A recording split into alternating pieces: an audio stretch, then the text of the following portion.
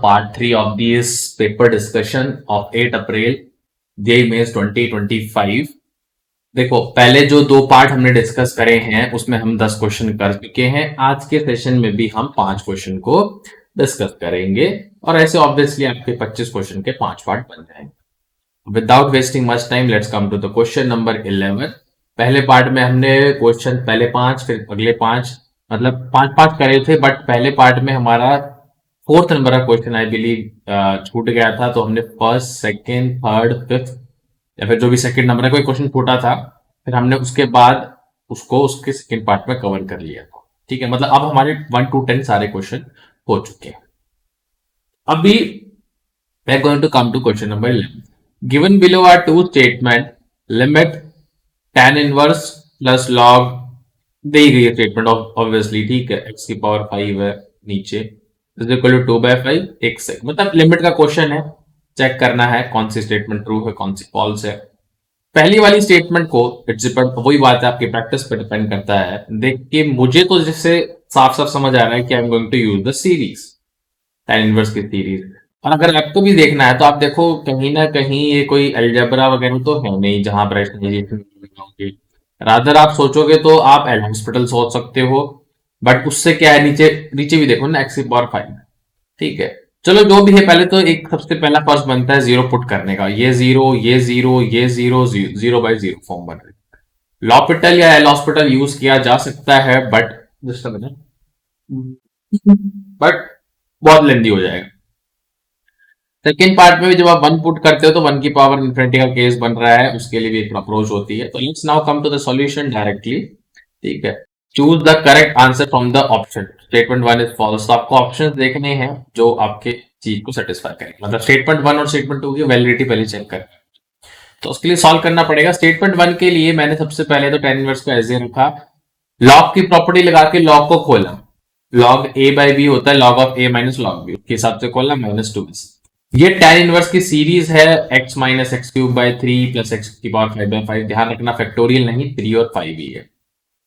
ये log 1 + x की series है और ये log 1 - x की सीरीज है। कई लोग ना log 1 + x upon 1 - x direct catch करते हैं, बट ऐसा कुछ ज्यादा आपको दिमाग में बर्डन या फिर लॉट ऑफ इंफॉर्मेशन नहीं भरना है, आपको अपना दिमाग फ्रेश पे रखना है। तो आप इनको अलग अलग भी कर सकते हो, उसके हिसाब से ऑन पॉइंट आपको जब पता चलेगा तो आपका यहाँ पर अब देखो साफ सी बात है, x की पावर 5 है तो ऑब्वियस सी बात है ये 2x कट जाएगा, x की पावर 5 मिनिमम है। इसके बाद जो भी पावर्स होंगे, 2x यहाँ से ये से कट रहा है ना, यहाँ पर 2 मतलब सॉरी माइनस का 2x है, यहाँ से आपको एक प्लस x, क्योंकि देखो ये भी x ये भी x और y2 है, तो 2x/2 यानी कि x और एक x यहाँ पर, तो 2x का पॉजिटिव और 2x का नेगेटिव कट जाएगा। तो अब मिनिमम जो अवेलेबल है x की पावर 5 है, तो नीचे से रिमूव कर देंगे। इसके बाद जितने भी होंगे x की पावर 7, 9 वगैरह, वो सारे जीरो में वैसे भी कन्वर्ट हो जाएंगे जब हम लिमिट को x टेंड्स टू 0 पुट करेंगे। तो कुल मिला के जो इसका जो कोफिशिएंट होगा वही मुझे आंसर देगा, दैट इज इक्वल टू 2/5। तो स्टेटमेंट 1 तो ट्रू है, स्टेटमेंट 1 बोल ही ये रहा था भाई इस लिमिट का आंसर 2/5 आएगा, एग्जैक्टली आएगा। चलो ठीक है, इसमें एज सच तो बाय अप्रोच हम नॉट एग्जिस्ट का भी केस नहीं।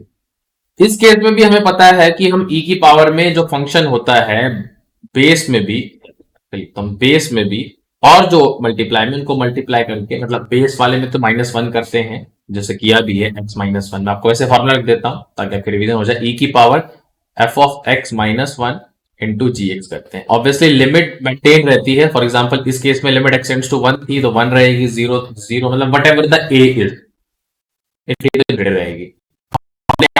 किया लिमिट को gx डायरेक्टली मल्टीप्लाई किया, इसके बाद हेल्प क्या मिली हमें, e की पावर -2 हमें मिला। क्या स्टेटमेंट 2 भी यही कह रहा था? हाँ, तो मतलब स्टेटमेंट 1 और स्टेटमेंट 2 ट्रू है। ऑब्वियसली दोनों ही एक्सप्रेशन से मैं ये भी चेक कर सकता हूं, क्योंकि मैंने एक आपको अपनी थ्योरी में वर्किंग रूल बताया था कि जहां आप इजिली आइडेंटिफाई कर लोगे नॉट एग्जिस्टिंग वाले केस, तो दोनों उस वर्किंग रूल से हमें कुछ सोचना ही नहीं पड़ रहा, मतलब वो कब सोचना पड़ता है वो वाला केस है ही नहीं। ठीक है, तो उसको तो मैं पूरी इस क्लास में तो कहाँ एक्सप्लेन करूंगी, वो तो फिर थ्योरी क्लास में समझना पड़ेगा, but yes I tell you the related concept involve. ठीक है, तो obviously statement 1 is true and statement 2 is also true. The option number, both statement C is correct.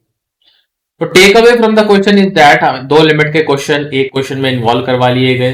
सा क्वेश्चन लेंथी तो ज्यादा नहीं कहूंगा, बट हाँ थोड़ा सा एक यूजुअल से एक सिंपल, अगर मैं स्टेटमेंट वन को सॉल्व करवा के आंसर पूछ रहा होता, that will take less time rather of going through this. तो ठीक है, जेएमएस के क्वेश्चन थोड़े से ट्रेडिशनल क्वेश्चन से हल्के से लेंथी तो हो रहे हैं, बट द कॉन्सेप्ट अगर आपको क्लियर है तो आप इसको फटाफट सॉल्व कर लोगे। तो हैबिट में आपकी एक होती है प्रॉपर सॉल्विंग, जब वो बोर्ड्स में लिख रही होती है, एक होती है कैजुअल सॉल्व। तो casual solving with consciousness is required for the paper like JEE mains and JEE, क्योंकि आपको ना पूरा पूरा लिखने ही नहीं बैठोगे, आप पूरा पूरा देख क्वेश्चन को सोचोगे कि टेन इनवर्स में सीरीज पुट करूंगा।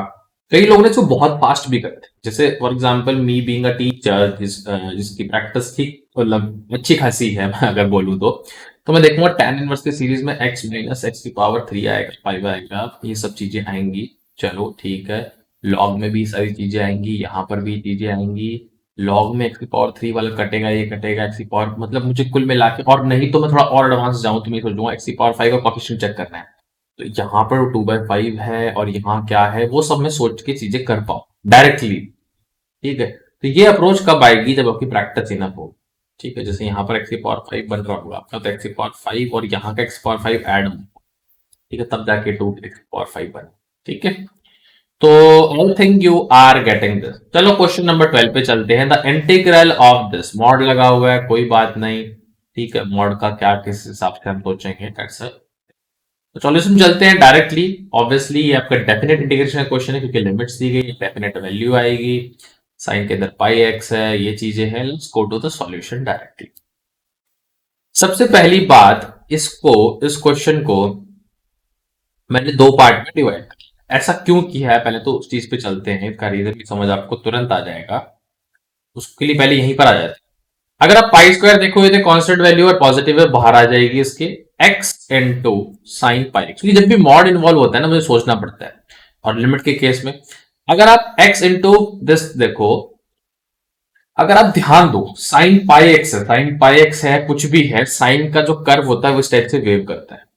ठीक है, पाई से मल्टीप्लाई है तो ऊपर नीचे शिफ्ट होना या श्रिंक होना या एक्सपैंड होना, वो कॉन्सेप्ट वाली बात है। ठीक है, सिंस ये है तो ये थोड़ा ऑब्वियसली ये आपका श्रिंक होगा थोड़ा सा। ठीक है, चलो अब अगर मैं इस चीज को देखूं, मुझे एक चीज एनालाइज होती है कि -1/2 से 3/2 के लिमिट, जब भी मैं एक बार पुट करके देखता हूं, -1 जब मैं पुट कर रहा हूं तो -1 यहां पर, और साइन ऑफ माइनस पाई तो यहां पॉजिटिव हो जाएगा, साइन पाई आएगा। अब साइन पाई 0 होता है तो यहां तक तो 0 है एटलीस्ट। ठीक है, यहां तो 0 हो रहा है, माइनस मतलब -1 पे 0 आ रहा है। कोई और वैल्यू -1 के बाद, चलो 0 पुट करके रखते हैं, 0 तो यहां पर भी 0 आ रहा है। 1 पुट करके देखते हैं, 1 पे भी 0 आ रहा है। ठीक है, उनके बीच में कोई और वैल्यू देखते हैं, उनके बीच में कोई और वैल्यू देखते हैं, जैसे अगर x को 1/2 लेते हैं तो 1/2 और साइन पाई/2 यानी कि 1 तो पॉजिटिव है। तो कुल मिला के अगर मैं -1 से 1 तक का जाऊंगा ना, पैरामीटर्स मतलब पेरिफेरीज का तो मैं छोड़ो, मतलब एक्सट्रीमिटीज का छोड़ो, बीच में मुझे पॉजिटिव वैल्यू मिल रहा है। आप चाहे x इक्वल टू 1/4 पकड़ देख लो, 1/4 साइन पाई/4 भी यानी कि 1/2, तो वो भी एक पॉजिटिव वैल्यू। बट जैसे 1 से मैं आगे बढ़ता हूं, जैसे 1 से मैं आगे बढ़ता हूं, मुझे 1 और साइन ऑफ पाई से थोड़ा सा बड़ा यानी कि 1.1 पाई, अगर हम ध्यान दें यहां पर तो ये 0 था, ये पाई था। पाई से जैसे ही मैं आगे बढ़ता हूं तो मुझे नेगेटिव वैल्यू ऑफ साइन मिलनी स्टार्ट कर जाती है, क्योंकि मेरा ग्राफ नेगेटिव की तरफ चले जाना शुरू कर देता है।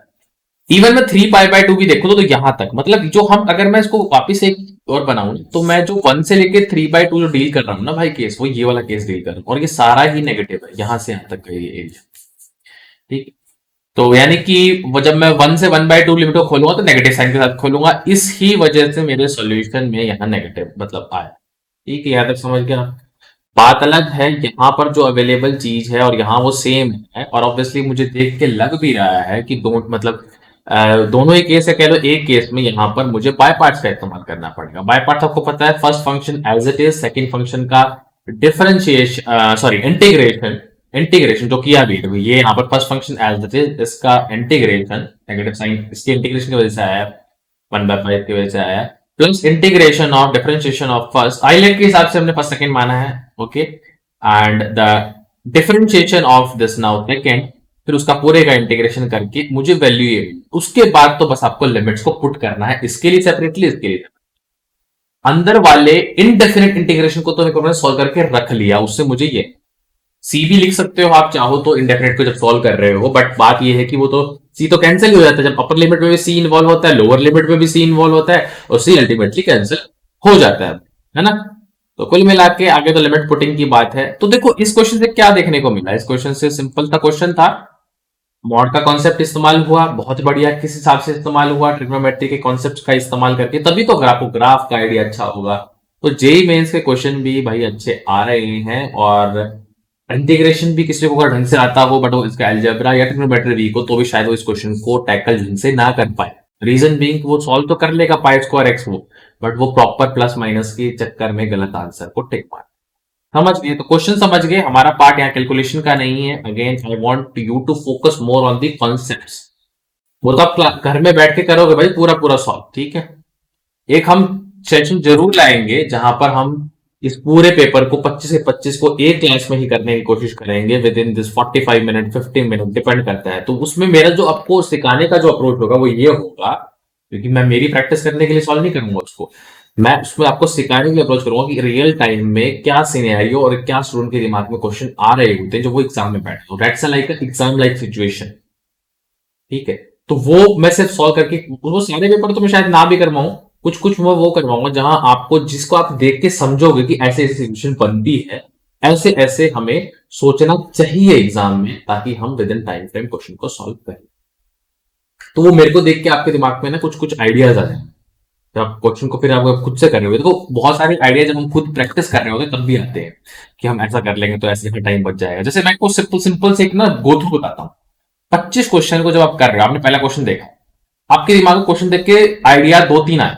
पहला आइडिया आया है क्वेश्चन सॉल्व हो जाएगा बट 2-3 मिनट से ज्यादा ले लूँ, और जब मैं ले लूंगा तो मेरा कॉन्फिडेंस डाउन हो जाए, ठीक है। तो आपने उसको स्किप किया, मैं पता कर लूंगा, तो आपको स्किप करते वक्त जैसे पेपर में भी या किसी में भी है, आपने चाहो तो आप उसको मार्क कर सकते हो कि बेसिकली मैं करूंगा but not in the move, ठीक है। सेकंड क्वेश्चन पे है भाई, इसका मैं कॉन्सेप्ट भूल चुका हूं, नहीं कर पाऊंगा। थर्ड क्वेश्चन पे है, तो ऐसे 5 क्वेश्चन स्किप कर दिए भाई आपने लगातार, आप किसी क्वेश्चन पे रुके नहीं, ये कोई गलत नहीं कर रहे आप। 8वें क्वेश्चन वही देखो यार, तो चुटकी में सॉल्व हो जाएगा, मतलब चुटकी में 30-40 सेकंड सॉल्व हो जाएगा, कर दिया। 9वां क्वेश्चन कर दिया, फिर 10वें 11वें में दिक्कत आ रही है, हो सकता है 13 के बाद लगातार 20 वाले कर रहे हो, क्योंकि क्वेश्चन भी भाई ऐसे नहीं, क्वेश्चन भी आपका ना 1 से 25 में ना, एक चीज बताऊं मैं, 25 क्वेश्चन में 8 या 9 क्वेश्चन, 8 तो मैं पक्का ही कहूंगा कि इजी कैटेगरी के होते हैं, जो कि 30 सेकंड में भी सॉल्व होने वाले होते हैं, ठीक है।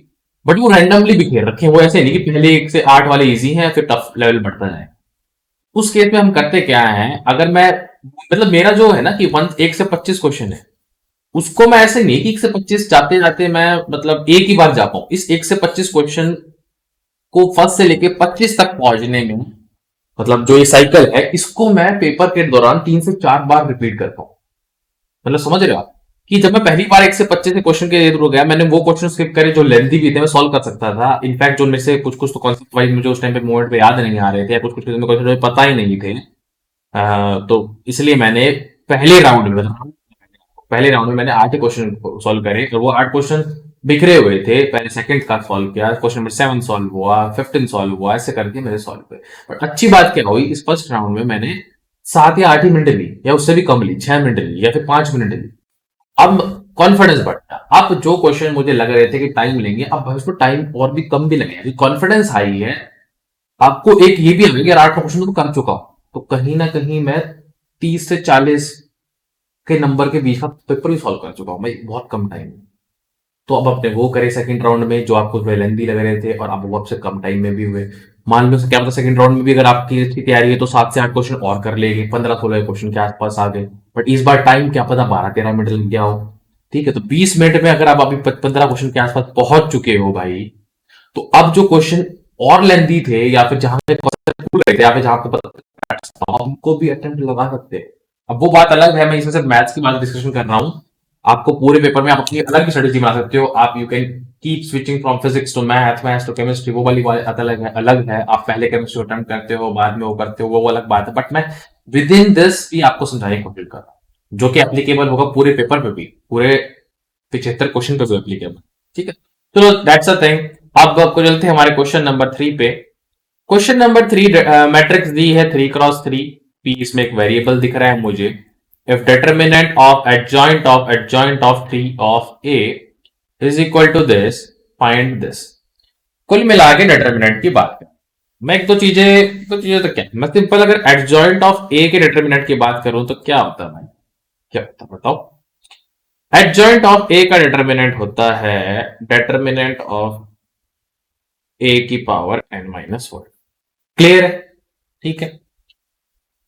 एडजॉइंट को एक बार और लगाया, एडजॉइंट ऑफ ए का डिटर्मिनेंट क्या होता है, कुछ नहीं, दो बार लग गया तो यहां स्क्वायर हो जाएगा। एक बार और एडजॉइंट लगाया, मतलब एडजॉइंट ऑफ ए फिर डिटर्मिनेंट। वैसे डिटर्मिनेंट की बात कर रहा हूं मैं, मैट्रिक्स की बात नहीं कर रहा कि एडजॉइंट ऑफ मैट्रिक्स क्या होता है, तो यहाँ क्यूब हो जाएगा, मतलब ये तो मेंटेन रहेगा। अब एन क्या है, एन तो ऑर्डर ऑफ मैट्रिक्स है, बट ये अंदर वैल्यू वैल्यू भी काम करती है। जैसे अगर मैं सिंपल एक बार कॉन्सेप्ट की बात करूं कि एडजॉइंट ऑफ के ए, अंदर कोई भी कांस्टेंट है, कांस्टेंट होना चाहिए, तो वो होता है, मतलब इसका डिटर्मिनेंट ले रहा हूं, डिटर्मिनेंट ऑफ ए तो होगा बट के की पावर n-1 आ जाएगी। n-1 का मतलब कि अगर ऑर्डर मेरा 3 है तो मेरा के की वैल्यू क्या हो जाएगी, के तो कोई भी कांस्टेंट है जो कि 7 भी हो सकता है, 7 की पावर 3 माइनस ए करेंगे 2 हो जाएगी। ये चीज तो आप समझ चुके। तो सबसे पहली बात तो, if adjoint of A is equal to this, ठीक है। तो इतना कॉन्सेप्ट समझने के बाद let's come to the solution now. Adjoint determinant of A को हमने कैसे निकाला, हमने थोड़ी सी रो ऑपरेशन का इस्तेमाल किया। हमने C3 को पहले तो हमने रोज को ऑब्जर्व किया और कॉलम को ऑब्जर्व किया। कहीं ना कहीं 6+2p मिल रहा है, यहाँ 3+2p मिल रहा है, p+c, तो कुछ ना कुछ तो यार थोड़ा सा सिमिलर जैसे तो चीजें बन रही। तो हमने सोचा कि क्यों ना C3, और ऊपर से यहाँ भी एक 2 अवेलेबल है, तो 2 तो कुछ ऐसा 2+p जैसा तो आ ही रहा है एटलीस्ट। इसमें भी अगर मैं देखूं तो 2p तो, और यहाँ से 4, जब कुछ ऐसा मतलब कुछ ना कुछ तो मुझे थोड़ा सा समझ आ रहा है। ठीक है। अब मैंने क्या किया, पहली बात तो C1 रो को जानबूझ के क्यों इंट्रोड्यूस करना, क्योंकि अब जब मैं C1 C2 का एड सब्ट्रैक्ट कुछ भी करता हूं ना भाई, पहली बात तो एडिशन होगा, C1 + C2 का एडिशन ही कर रहे हैं, तो C1 में Q को इंट्रोड्यूस करवाया Q/2, क्योंकि मेरे को लगभग यार चीजें एलिमिनेट करके जीरो बनाना है। ऐसा ऑपरेशन लगाने के बाद मुझे जो मिलता है आंसर, और C3 को फिर उसके बाद फिर चेंज किया हमने, C3 को फिर चेंज किया, पहले ऑपरेशन के बाद जो मैट्रिक्स आई मैंने दिखाई नहीं, ठीक है, बट फिर चेंज किया। और ये चेंजमेंट आप अपने हिसाब से करोगे, और भी तरीके हो सकते थे, बट ये वाला तरीका बताया क्योंकि हाँ मुझे चीजें ऑब्जर्व करके लग रही थी, कुछ ऐड वैड करके चीजें सॉर्ट लगेंगे। इनटू है भाई, एक्स नहीं है। तो मेरे पास दो जगह जीरो बने। उसके बाद जब मैंने मैट्रिक्स पैटर्न को निकाला तो अच्छी बात है ये कि पी क्यू वेरिएबल होते होते भी डिटर्मिनेंट का आंसर भाई एक कांस्टेंट वैल्यू आ रहा है, यानी कि 8 आ रहा है। चलो 8 आ रहा है तो उसके बाद तो अब तो चीज और आसान हो ही गई आपकी। 8 आने के बाद चलो उधर ही देख लेते हैं। 8 आने के बाद मैंने यहाँ पर कॉन्सेप्ट लगाया कि दो बार ये एडजॉइंट इन्वॉल्व है। कोई नहीं, पूरे अंदर को एक बार के लिए ना मैं एक चीज, एक अपने आप में एक वैल्यू मान 3a को कुछ, तो जो भी अंदर है उसका डिटरमिनेंट की पावर n-1 यानी कि 3-1, और दो बार है तो स्क्वायर, 3a की पावर ये 4 बन गई। क्लियर है? अब एक बार पावर 4 को छोड़ दो, 3a के डिटरमिनेंट को ही मैं सॉल्व करूं, क्योंकि इसको कंप्लीट होल की पावर लगा लो, तो इसको हम कैसे लिखूंगा कि जो भी कांस्टेंट 3 है उसकी पावर n-1, अब मुझे पता है कि a डिटरमिनेंट स्क्वायर हो जाएगा यहाँ पर, और डिटरमिनेंट ऑफ ए हो जाएगा। ठीक है, अब पूरे का पावर 4, तो 3 मतलब 3 की पावर 2 × 4 यानी कि 8, डिटरमिनेंट ऑफ ए की पावर 4, ये 2 की पावर 3 था तो ये बन जाएगा 3 की पावर 8 और 2 की पावर 4, और सॉरी 2 की पावर 3 आया, 2 की पावर 3 × 4 यानी 2 की पावर 12, 2 की पावर 12। ठीक है, तो यानी कि m+n कितना हो गया, आपको यही एंटर करने के बाद 20 आ रहा है, तो 20 मेरे ख्याल से कोई ऑप्शन में है, ऑप्शन नंबर बी। ठीक है, यहाँ इस क्वेश्चन इसमें जो पहले से लिखा है इसमें कोई गलती कर दी, कि यहाँ 2 आता तो यहाँ 2 आता, यहाँ 2 आता तो यहाँ ये बनता आपका 2 4 8 बनता, और 8 और ये करके आपका 20 बनता, तो आंसर 20 आएगा भाई। ठीक है, यहाँ थोड़ा सा मिस्टेक है, यहाँ डायरेक्टली थोड़ा गलत कर दिया मतलब कैलकुलेशन, बट मैंने आपको सही तरीका बता दिया है, and this is the right answer for this question. Concept समझे आप, इन्वॉल्व, और आपको क्वेश्चन करने का तरीका भी समझे, आपका फोकस कैलकुलेशन से ज्यादा कॉन्सेप्ट पे होगा। ठीक है, let's come to the question number 14। Let a is equal to 0 1 2 3 4 5। ठीक है, 6 एलिमेंट है सेट a में। Let r be the relation on a defined by x y, ठीक है, belongs to r if only if maximum of x y belongs to 3,4।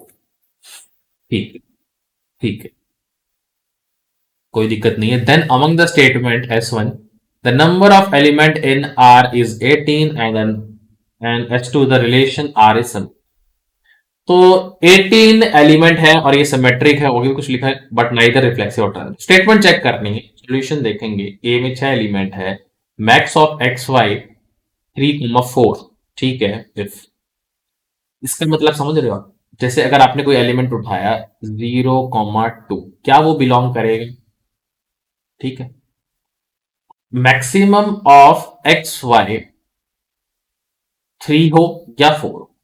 तो इस case में अगर मैं एक रिलेशन का एक एलिमेंट रखता हूं, इसमें मैक्सिमम ऑफ अगर मैं देखूं तो वो 2 है, मैक्सिमम वैल्यू 2, तो ये भी इन्वॉल्व नहीं करेगा। अगर मैं देखूं 3 और 5, इस भी केस में अगर मैं मैक्सिमम देखूं तो भी, मतलब ऐसा नहीं कि 3 5 इन्वॉल्व होने से इसका पार्ट बन जाएगा। इस केस में मैक्सिमम क्या है 5, तो भी नहीं होगा। ये कह रहे हैं या तो 3 हो या 4 हो मैक्सिमम वैल्यू। जब भी कोई एक आप ऑर्डर पेयर बोलूंगा इसको, ऑर्डर ऐसे कॉमा लगा लो इसको, ऐसे कर ली में लिखो कॉमा। एक ऑर्डर पेयर और उठा लेते हैं भाई, 3 4, इसमें मैक्सिमम वैल्यू क्या आएगी 4 आएगी, 4 अलाउड है। 2 3 इसमें क्या आएगी 3, 3 भी अलाउड है। ठीक है, ऐसा ऑर्डर्ड पेयर जिसमें मैक्सिमम वैल्यू दोनों में से अवेलेबल है, एक्स और वाई में से, या तो 3 आ जाए या 4, उस केस को हम अप्लीकेबल करते हैं। तो ठीक है, तो चलते हैं। 0 3 3 0 एप्लीकेबल, बिकॉज यहाँ 3 है मैक्सिमम, यहाँ 3 मैक्सिमम है। 1 3 में भी 3 मैक्सिमम है, 3 मैक्सिमम। 2 3 3 2 3 3। अगर मैं कोई 3 4 लूं तो 4 आ जाएगा, बट 3 5 लूंगा तो 5 आ जाएगा, और वो अलाउड नहीं। मिनिमम नहीं लिखा कि मिनिमम वाला लेना, मुझे मैक्सिमम वाला लेना, और वो 5 है तो वो नहीं। ऐसे मैं एग्जांपल्स बता रहा हूं। एक तो ये हो गए। 4 वाले केस के लिए क्या क्या लिख सकते हो, 0 4 4 0, ये तो 3 3 6 7 यहां जाएंगे, 3 3 6 7 8 9 इस केस में आ जाएंगे, तो टोटल 16 का एलिमेंट बना। तो यानी कि आपका जो आंसर है वो स्टेटमेंट 1, ओके 18 गलत है स्टेटमेंट, क्योंकि 16 ही बन रहे हैं ना भाई, 16 ही बन रहे होंगे। 3 3 6 और 3 9, और ऊपर वाले केस में आपके कितने बन रहे थे, 3 3 6 7, ठीक है 16 बन रहे। तो ये तो स्टेटमेंट 1 तो रॉन्ग। अगर अभी जब पूरी मैट्रिक पूरी आपने रिलेशन डिफाइन कर लिया, तो रिफ्लेक्सिविटी या सिमेट्रिसिटी निकालना टफ नहीं है। ठीक है, रिफ्लेक्सिविटी के लिए हमें बस ये है कि यहां पर 0 0 1 1 2 2 3 3 4 4 और 5 चाहिए एटलीस्ट, उसके बाद कुछ एक्स्ट्रा हो ना हो मतलब नहीं है, बट ये इनकी कंपल्सरिटी है। और अच्छी बात ये है, मुझे देख के पता चल रहा है कि 5 यहाँ तो ऐसे ही नहीं, क्योंकि उसके मैक्सिमम 5 आता है। 4 तो चलो है इस केस में, बट 3 3 भी चलो है, 2 2 नहीं है, तो ऑब्वियसली किसी भी एक के ना अवेलेबल होने से इसकी रिफ्लेक्सिविटी तो खत्म। सिमेट्रिसिटी के लिए भी अगर मैं देखूं तो जैसे 3 2 है तो 2 3 अवेलेबल हो जाएगा।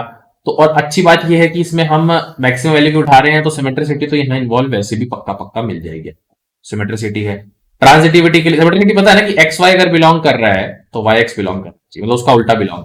सिमेट्रिक तो है, रिफ्लेक्सिव नहीं है। ट्रांजिटिव के लिए होता है कि अगर एक्स वाई है, वाई जेड है, एक्स जेड को बिलोंग करना, तो उसमें हमें एलिमेंट बाय एलिमेंट जाना पड़ेगा, और वो आप ट्राई कर सकते हो, यू कैन डू बाय। तो रिफ्लेक्सिव तो ऑब्वियसली नहीं है। तो अगर मैं सिर्फ स्टेटमेंट की बात करूं, मुझे क्वेश्चन को सॉल्व करने का होता, तो relation R is symmetric but neither reflexive not transitive. तो रिफ्लेक्सिव तुम प्रूव करें, ट्रांजिटिव के लिए मुझे थोड़ा सा एक बार और मेहनत करनी पड़ेगी, चीज चेक करनी पड़ेंगी, but I will keep up to you कि मैंने ट्रांजिटिविटी कंडीशन बता दी है। सिमेट्रिक तो ऑब्वियसली ये है, मतलब स्टेटमेंट 1 अभी तक तो मेरी ठीक है, क्योंकि मैं रिफ्लेक्सिविटी को प्रूव कर चुका नहीं है, सिमेट्रिक को प्रूव कर चुका हूं, बट एक ट्रांजिटिविटी भी आपको देखनी पड़ेगी। हो सकता है कि ट्रांजिटिव भी ये ना, सॉरी, ट्रांजिटिव ये हो, जब आप चेक करोगे पता चलेगा ट्रांजिटिव नहीं है, तो इसका मतलब ये कोई भी यार, आपको जब भी ऐसे चेक करना होता है, आपको सब कुछ चेक नहीं करना, आपको वहां फोकस करना है कि इसे फेल हो जाए। उस प्रोसेस के दौरान जब मैं देखूंगा यहां भी फेल नहीं हो रहा है, फेल नहीं हो रहा, अल्टीमेटली लास्ट में फेल नहीं हुआ तो मेरा ठीक है, बट मैं स्टार्टिंग में यही चाहूंगा कि मुझे चेक तो उस तरीके से करना है चीजों को, तरीके का यही होता है। Statement 1 is wrong but statement 2 is true. ठीक है, तो ये इसका आंसर हो जाएगा। You can see the options accordingly. Let's come to the question number 15. Let f of x be a positive function and I1 equal to this. ठीक है. I2 is equal to this. ठीक है. Then the value of I2 is equal to I2 by I1. Sorry. तो इसका मतलब कहीं ना कहीं I1 I2 की वैल्यू पूछी है, और ऑप्शन को देख के समझ आ रहा है कांस्टेंट है। तो मैं कहीं ना कहीं यहां पर किंग्स प्रॉपर्टी जैसी चीज या फिर इन चीजों का इस्तेमाल करना चाहूंगा। क्यों, मैं आपको बताता हूं। देखो, यानी कि जो वैल्यू I2 की आएगी, वैल्यू I1 की आएगी, किसी मतलब उनमें कोई ना कोई कांस्टेंट यानी कि कुछ टाइम्स आएगी, ऐसा कुछ होने वाला। अगर देखो मैं I1 को देखो, ये छोटा x into 1 minus x, but I2 में यहाँ ना 2x वगैरह इन्वॉल्व है, बट यहाँ अगर थोड़ा देखो लिमिट। तो किंग्स प्रॉपर्टी क्या बोलती है, अगर एक लिमिट a b है, f x है, तो आप दोनों को ऐड करके और उसमें से फिर माइनस एक्स, मतलब ये इक्वल होगा f of A plus B minus X. King's property ये बोलती है लिमिट्स वही मेंटेन रहती है, डीएक्स के हिसाब से आप इंटीग्रेट कर रहे हो वो मेंटेन रहता है।